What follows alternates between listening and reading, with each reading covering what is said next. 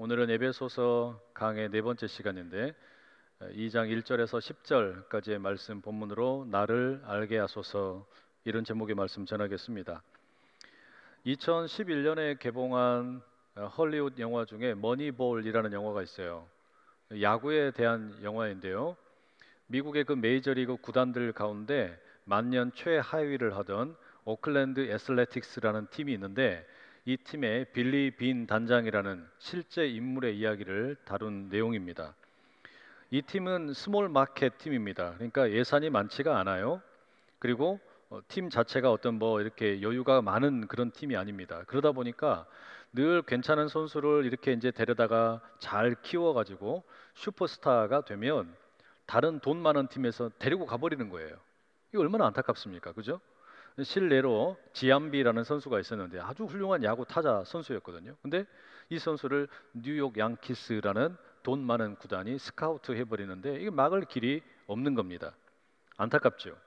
그래서 이 오클랜드 애슬레틱스 팀의 빌리 빈 단장이 이 스태프들과 함께 모여가지고 회의를 하면서 질문을 하는 겁니다. 계속 질문을 해요. 우리 문제가 뭐냐? 도대체 우리 오클랜드 팀의 문제가 뭐냐? 계속 물어요. 그랬더니 이제 직원들이 대답을 합니다. 우리가 돈이 없어서, 우리가 스몰 마켓 팀이기 때문에 좋은 선수를 저 비싼 팀이 데리고 가는 것 때문입니다. 좋은 선수를 잃어버리는 게 우리에게 제일 큰 문제입니다. 이렇게 이야기를 해요. 맞는 말이죠.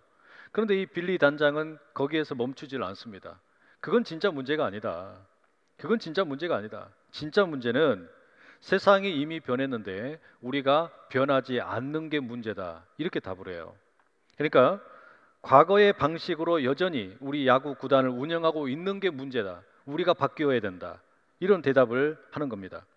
그래서 직원들에게 우리 야구 구단을 운영하는 데 있어서 과거에 좀 통했다라고 생각해서 과거의 것을 그대로 답습하지 말고 다 바꿔라, 새로워져야 된다, 주문을 하게 됩니다. 이 이야기가 궁금하시면 이제 영화를 실제로 보시면 되겠습니다. 그런데 요즘 여러분, 우리가 코로나 시기를 겪으면서 사람들이 너나 할 것 없이 이와 비슷한 이야기를 참 많이 하는 것 같습니다. 교회에 대해서도 그렇고, 사업에 대해서도 그렇고, 또 우리 자녀들의 교육에 대해서도 그렇고, 이런 이야기를 우리가 참 많이 듣게 됩니다. 사람들이 과거처럼 현장 예배에 나오지 않는 것이 문제라고 이야기를 해요. 또 내 사업장에 코로나 이전처럼 많은 손님들이 찾아오지 않는 게 문제라고 이야기를 해요. 또 우리 자녀들이 현장의 학교에 참여하지 못하는 게 문제라고 이야기를 합니다. 그런데 여러분, 그렇지가 않아요. 그건 진짜 문제가 아닙니다. 그것은 진짜 문제로 인한 현상이고 징후이지, 그게 진짜 문제가 아니란 말이죠. 여러분, 만약에 우리가 현장 예배에 참석하는 숫자가 줄어들었다는 거, 또는 우리 사업장에 찾아오는 고객들의 숫자가 줄었다는 거, 또는 우리 자녀들이 학교에 공부하러 가는 날짜가 줄어들었다는 거, 이게 진짜 문제라면 무슨 대안이 있겠어요? 어떤 해결책이 있겠습니까? 아무것도 없어요. 오로지 늘 하던 대로 그대로 하는 것밖에 없는 겁니다. 똑같이 하면서 좋은 결과가 오기를 기대하는 거란 말이죠. 여러분, 진짜 문제는 따로 있습니다. 세상은 이미 바뀌었는데 내가 바뀌지 않는 거예요. 우리가 바뀌지 않는 거예요. 세상은 저만치 앞에 가고 있는데 내가 따라가지 않고 있다라는 말이죠. 문화가 바뀌고 가치관이 바뀌고 세상의 흐름이 바뀌고 있는데 내 스스로를 바꾸지 않는 거, 이게 진짜 문제라는 말입니다. 결국 과거에 통했으니까 현재도 통할 것이고 미래도 통할 것이라는 아니라는 생각이 진짜 문제입니다. 저는 이 영화 머니볼에 나오는 이야기가 복음의 이야기와 많이 닮았다라고 생각을 합니다. 왜 그런가 하면 복음의 접근 방식이라고 하는 거, 예수 그리스도의 복음이라고 하는 것이 이 머니볼 영화의 그 빌리 빈 단장이 이야기했던 것처럼 우리 스스로가 변화되지 않는 게 진짜 문제라고 말하기 때문입니다. 진짜 문제는 따로 있다는 거예요. 내가 바뀌지 않는 게 진짜 문제라는 겁니다. 사도 바울은 오늘 본문의 에베소서 2장 1절에서 그 이야기를 이렇게 들려줍니다. 개역 개정 성경인데요. 그는 허물과 죄로 죽었던 너희를 살리셨도다. 저는 이 번역이 별로 마음에 들지 않습니다. 왜 그러냐면 원문에 맞지 않아요. 살리셨도다라는 말은 한참 뒤에 나오는 표현이고, 조금 더 원문에 충실한 번역은 새번역 성경을 권하고 싶습니다. 한번 들어보세요. 여러분도 전에는 허물과 죄로 죽었던 사람들입니다. 이게 훨씬 매끄러워요. 근데 이 바울이 지금 에베소 사람들에게 뭐라고 이야기합니까? 당신들은 다 죽었다. 당신들은 죽었다라고 이야기합니다. 이 사람들에게 지금 문제는 다른 게 아니라는 거예요. 부모님이 병든 거, 아니면 내가 직업을 잃어버린 거, 아니면 우리 집에 시세가 내려간 거, 아니면 우리 자녀가 뭐 가출을 한 거, 이런 게 문제가 아니라고 말합니다. 진짜 문제는 뭐냐? 당신은 죽었어. 당신이 죽은 게 진짜 문제라고 말합니다. 여러분, 그렇죠? 회사가 되었든 야구팀이 되었든 우리 개개인의 삶이 되었든 결국 여러분, 우리가 바뀌지 않으면 결과가 뭡니까? 죽는 거예요. 바뀌지 않으면 도태되고 궁극에는 죽는단 말이죠. 바울이 말하는 죽음은 물론 조금 다르죠. 성격이 다릅니다. 뭐 경제적으로 파산을 했다든지 정치적인 영향력을 잃어버린 수준이 아니죠. 이 죽음은 영적인 죽음입니다. 하나님으로부터 멀어지고 소외된 걸 말하는 겁니다. 여기 계신 분들 가운데 누구 한 사람 너 죽었어 이렇게 이야기할 때 좋아할 사람 없을 겁니다. 그렇죠? 그런데 왜 바울은 이렇게 우리 보고 죽었다고 이야기할까요? 왜 우리가 영적으로 죽었다라고 이야기할까? 이것을 아주 세세하게 바울이 부연 설명을 합니다. 우리가 죽은 이유는 죄와 허물을 따라 살았기 때문이다 말을 합니다. 그럼 죄는 뭐고 허물은 뭐냐? 존 스토트 목사님은 이 죄와 허물을 좀 구분을 해서 말씀을 하시더라고요. 허물이라고 하는 것은 이게 분명히 잘못되었다라고 하는 것을 알면서도 경계선을 넘어가는 것, 그래서 길을 이탈한 것, 이게 허물이라면, 죄라고 하는 것은 저기 내가 가야 할 목표가 있습니다. 관역이 있습니다. 그런데 거기에 도달하지 못하는 게 죄다, 이렇게 이야기를 해요.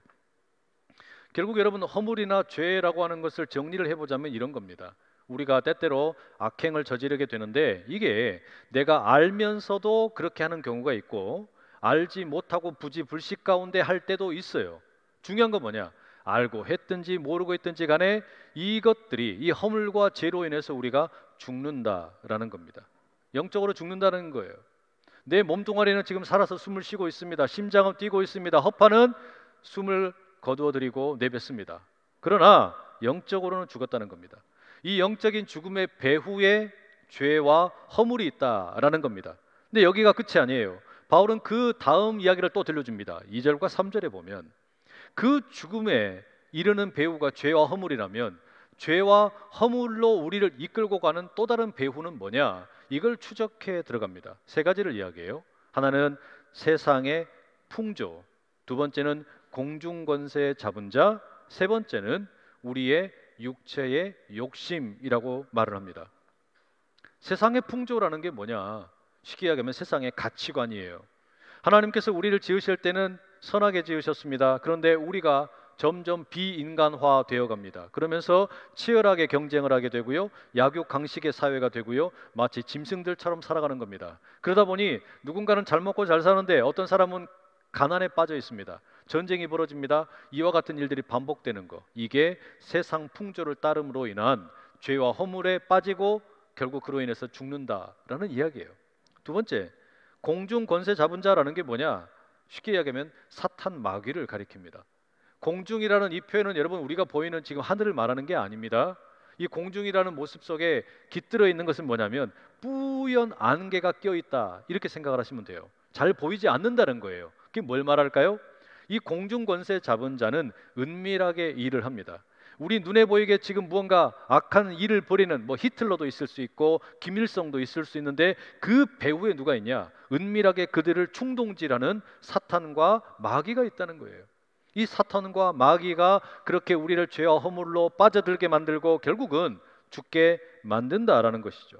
마지막 세 번째, 바울은 3절에서 우리가 죄와 허물로 빠져드는 이유가 육체의 욕심이라고 말합니다.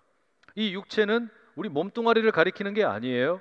사도 바울이 말하는 이 육체는 사륵이라 그러는데 이것은 우리 인간의 타락한 본성, 그로 인해서 하나님 중심이 아니라 자기 중심으로 살아가는 본성을 말합니다. 내 중심으로 살아가다 보니까 결국 삐뚤어지게 되고 죄와 허물로 빠져들게 되고 죽게 된다라는 겁니다. 정리하면 이렇습니다. 사도 바울이 가지고 있는 생각은 너무나 명확해요. 에베소 사람들에게, 그리고 오늘 우리에게 분명하게 이야기를 합니다. 그게 뭐냐? 세상의 풍조를 따르면 우리가 죄와 허물에 빠지게 되고 영적으로 죽게 된다. 또 공중 권세 잡은 자 마귀와 사탄의 유혹에 넘어가게 되면 우리가 죄와 허물에 빠지게 되고 결국 영적으로 죽게 된다. 또 우리가 육체의 욕심에 빠지게 되면 이 죄와 사망에, 죄와 허물에 빠지게 되고 죽게 된다. 이 이야기를 하는 거예요. 결국 우리의 상태는 지금 뭐냐? 구제불능, 더 이상 새로운 개선의 여지가 없는 완전히 영적 파산 상태에 이르렀다.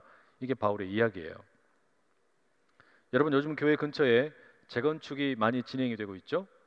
이미 시작이 되어 있는 곳도 있고 우리 교회 바로 붙어 있는 빌라는 예정되어 있습니다.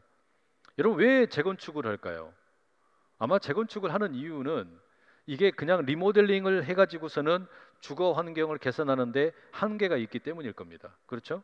그렇기 때문에 보다 나은 주거 환경을 개선하기 위해서 입주민들 대다수가 동의 절차를 밟습니다. 그리고 일정한 어떤 그런 동의가 얻어지게 되면 재건축 조합을 결성을 하죠.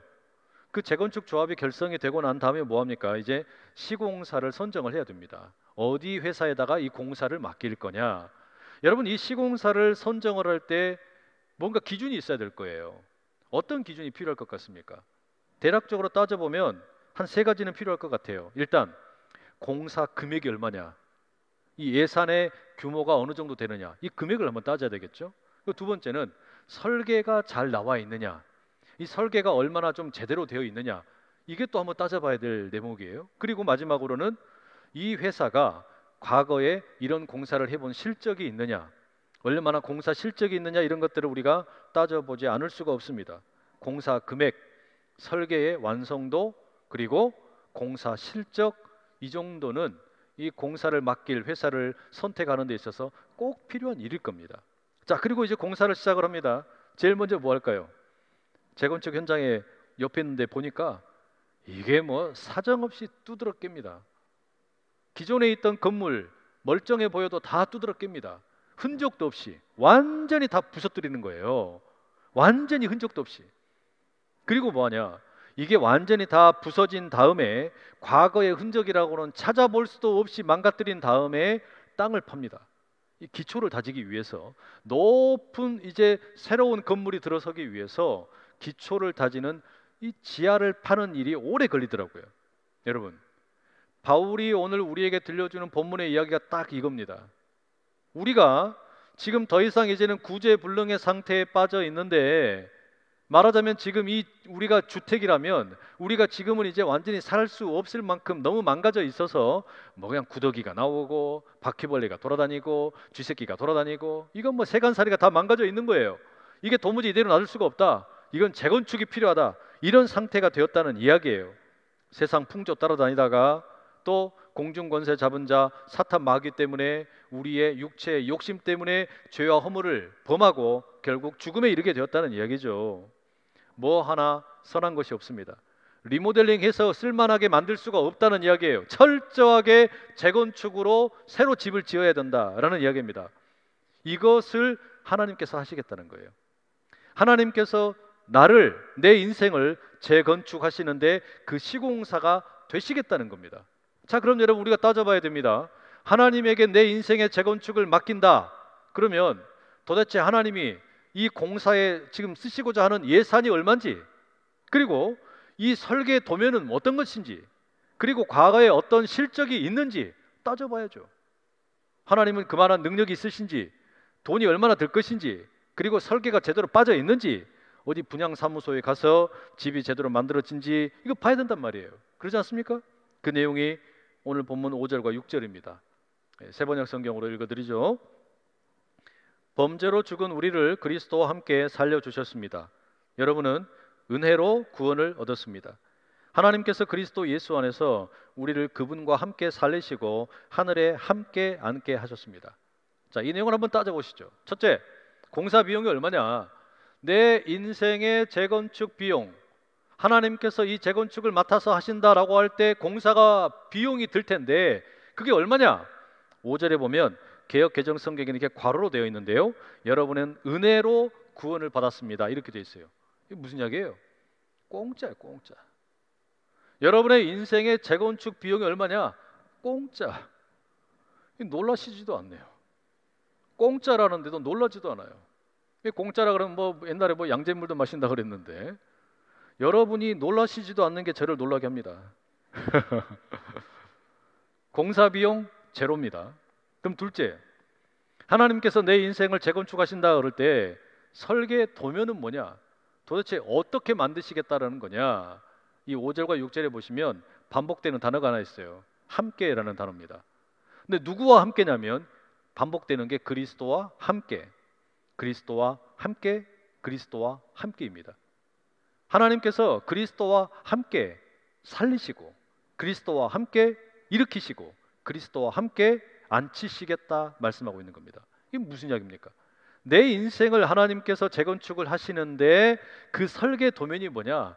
예수 그리스도라는 거예요. 여러분, 우리가 그런 생각하잖아요. 야, 이번 생은 망했어. 뭐 그런 말 많이 쓰더라고요. 옳지 않은 표현이죠. 그런데 우리가 그런 얘기해요. 야, 그럼 너는 어떻게 살고 싶은데? 나 저 사람처럼 살고 싶어. 나 저 사람처럼 살고 싶어. 우리 그런 기대감 있잖아요. 야, 저 사람 참 속 편하게 산다. 저 사람 참 아무 걱정 없이 산다. 이런 생각을 갖는단 말이에요. 그게 뭡니까? 내 인생이 재건축된다면 나 저 사람처럼 되고 싶다라는 거예요. 근데 만나보면, 실제로 알아보면 그 사람도 속이 골마 있어요. 그 사람도 상처가 있어요. 아픔이 있어요. 여러분, 그런데 하나님께서 우리를 재건축하실 때 하나님께서 우리를 재건축하시는 그 수준이 뭐냐면 그냥 대충 우리가 원하는, 야, 나도 BTS처럼 되면 좋겠다. 나도 정우성처럼 되면 좋겠다. 나도 이정재처럼 되면 좋겠다. 나도 뭐 송혜교처럼 되면 좋겠다. 여러분, 그 정도가 아니에요. 하나님께서 가지시는 재건축의 설계도는 예수 그리스도인 줄로 믿습니다. 여러분을 새롭게 재건축하시는 하나님의 설계도는 예수 그리스도입니다. 대충 좋은 수준이 아니라 최고로 완벽한 수준으로 우리를 끌어올리시겠다는 이야기예요. 세 번째, 그러면 하나님은 이와 같은 우리 인생의 재건축의 경험이 있으신가? 시공의 실적이 있으신가? 있습니다. 바로 그게 예수 그리스도예요. 이 부분에서 여러분, 우리는 지난주의 말씀을 다시 한번 좀 떠올려 볼 필요가 있습니다. 사도 바울이 에베소 이 사람들을 위해서 중보 기도를 했죠. 뭐라고 합니까? 지혜와 계시의 영을 저들에게 부어 주십시오.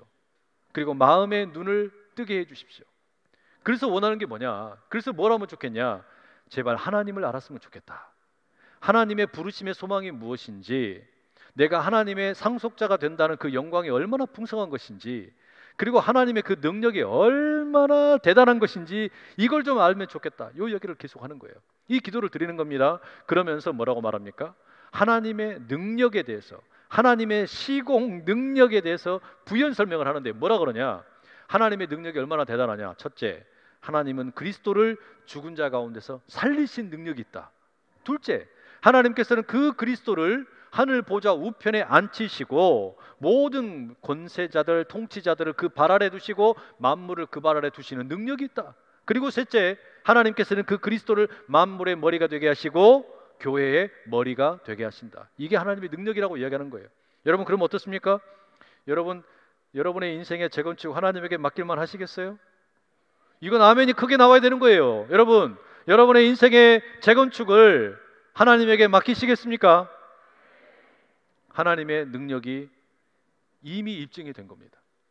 하나님께서는 공짜로 우리 보기에 좋아 보이는 어떤 특정한 인물 정도가 아니라 예수 그리스도라는 완벽한 수준의 설계도를 가지고 예수 그리스도를 살리신 그 시공의 실적을 가지고 동일하게 우리 가운데 재건축을 하시겠다는 거예요. 나라는 존재는 세상 풍조 따라다니다가 또 이 사탄과 마귀의 유혹 때문에, 내 육체의 욕심 때문에 죄와 허물에 빠지고 죽을 수밖에 없는 존재가 되어버렸는데 하나님은 나를 살리시겠다는 거예요. 그렇게 재건축을 하시겠다고 이야기하는 겁니다.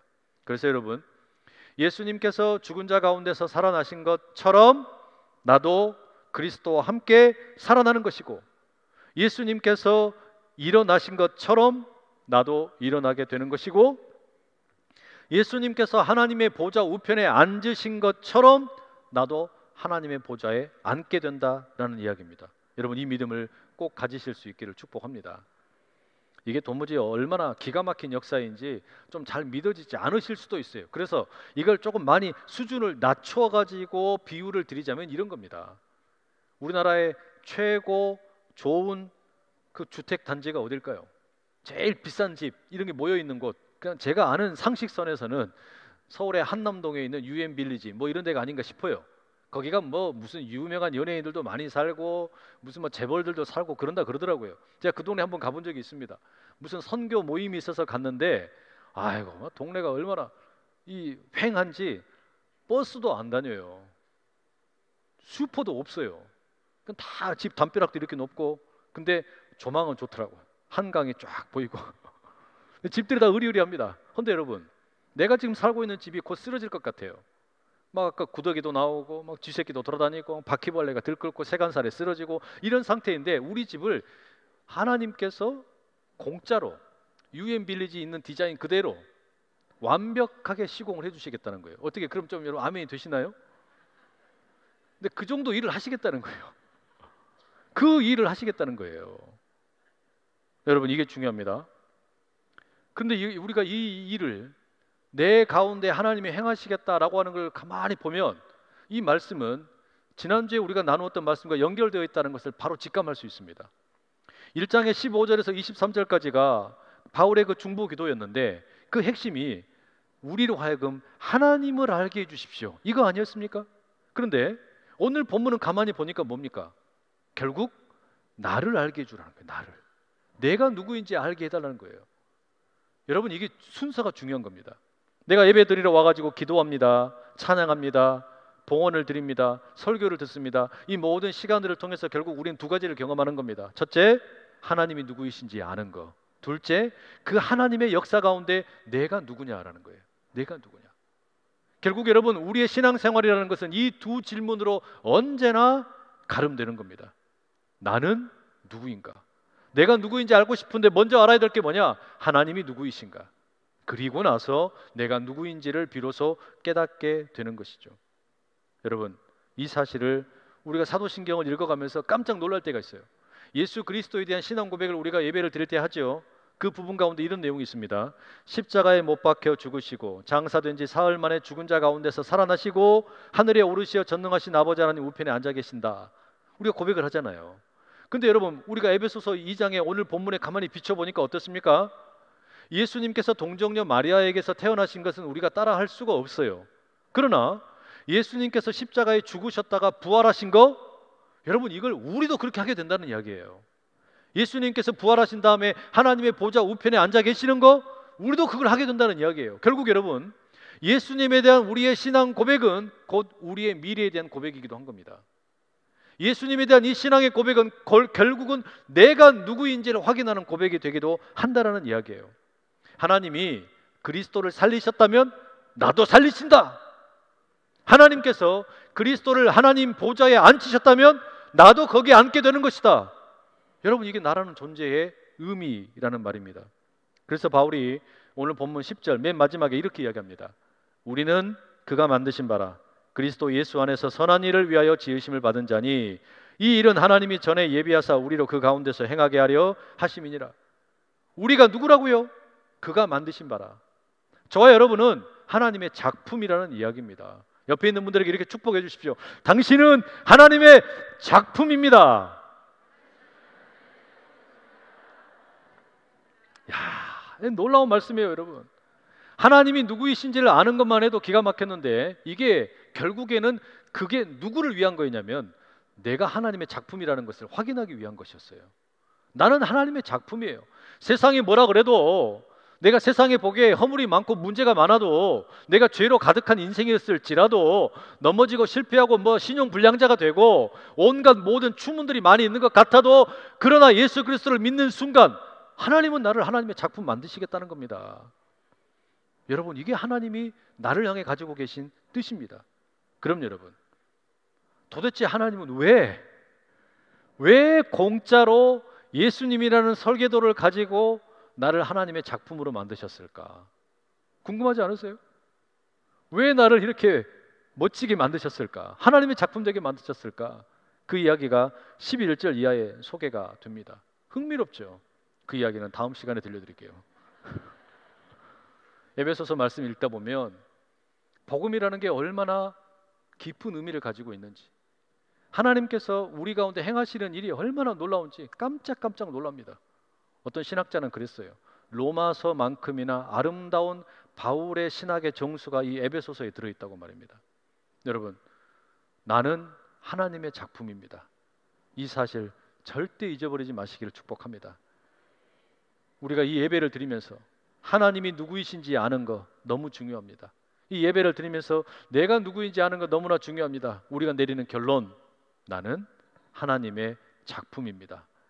이 은혜 가운데 이 한 해도, 이 한 달도, 이 한 주간도 멋지게 사시고, 특별히 이제 은퇴하시게 되는 우리 모든 항존직 성도님들, 여러분은 하나님의 작품입니다.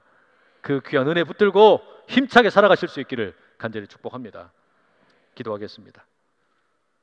사랑하는 아버지 하나님, 우리는 세상의 풍조를 따르다가 공중 권세 잡은 저 마귀와 사탄의 유혹 때문에, 그리고 우리 육체의 욕심 때문에 죄와 허물을 버타고 살다가 영적으로 죽어버렸습니다.